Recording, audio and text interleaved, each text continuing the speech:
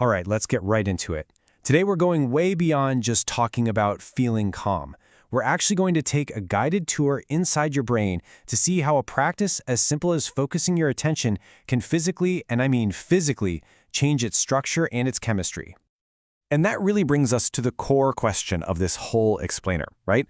Is it actually possible to physically change the very organ you're using to think just by choosing where to put your focus? Well, the science is in, and the answer is a resounding yes. And honestly, the results are pretty stunning. So, to really get how this works, let's start with the two fundamental states your mind can be in. On the one hand, you've got the wandering mind. This is your brain on autopilot, run by what's called the default mode network. That's the source of all the mental chatter, the endless to-do lists, the daydreams. But on the other side, you have the focused mind, which is what meditation is all about cultivating. This is where your attention networks take charge. The internal noise gets quieter, and you get this crystal clear line to what's really happening inside your body and your mind, right here, right now. To see how we get from that wandering state to a focused one, we first need to meet the key players inside your head. You can think of these as your brain's internal management team for attention. First up is the CEO, the big boss, your prefrontal cortex. This is the executive suite of your brain. It's in charge of all the high-level stuff, planning, making decisions, and, most importantly for us, telling your attention exactly where to go. It's the one holding the reins. Next, we have the error monitor, or the anterior cingulate cortex. This part is like an incredibly sensitive watchdog. Its whole job in this process is to notice the very moment your focus has drifted. The second you stop thinking about your breath and start thinking about what's for dinner, this is the part that raises the flag. And rounding out our team is the insula, your internal sensor. You know that phrase, the mind-body connection? Well, this is literally where it happens. The insula is the part of your brain that lets you actually feel your own heartbeat, notice the rhythm of your breath, or register that gut feeling. It's what turns all those physical sensations into your conscious awareness. Okay, so how do these managers all work together? It's a simple but incredibly powerful loop that happens over and over. First, your mind wanders off. That's the default mode network doing its thing. Then, bam, step 2, your error monitor, the ACC, flags that distraction. This is the critical moment. And finally, in step 3, the ACC signals the CEO, your prefrontal cortex, which then grabs the reins and gently brings your focus back. Every single time you do this, you are physically strengthening this circuit. It's literally like a bicep curl for your brain's attention muscle. You are building a stronger brain. Now, strengthening these circuits is only half the story.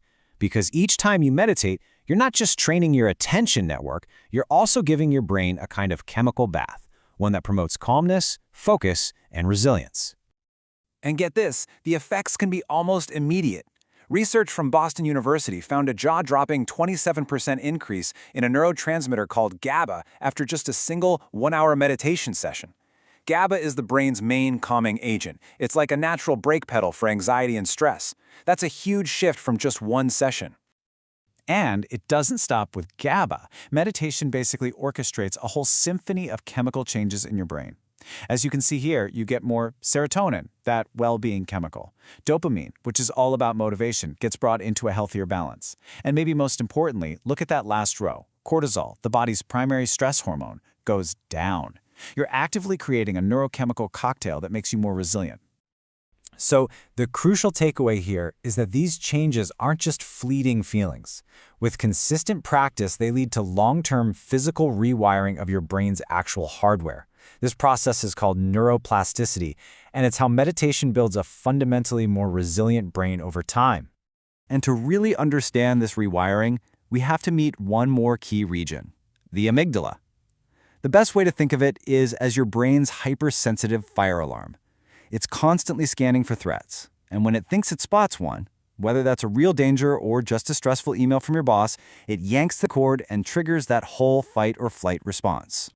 This is where it gets absolutely fascinating. As one study summary put it so powerfully, meditation can actually shrink the amygdala. Now, it doesn't mean it physically gets smaller, but its gray matter density and its activity level decrease. A less reactive amygdala means a less reactive you. That fire alarm becomes way less trigger-happy, which gives you the space to respond to stress thoughtfully instead of just reacting on instinct. So this brings us to a really potent real-world application. To see this brain rewiring in action, Let's look at how it can be used as a powerful tool for managing complex conditions like bipolar disorder, which are often characterized by exactly this kind of intense emotional reactivity. And the clinical data is just so compelling. Take a look at this 2024 study. They had one group of patients with bipolar disorder who just took part in a mutual aid group, and they saw basically zero improvement in their depression symptoms.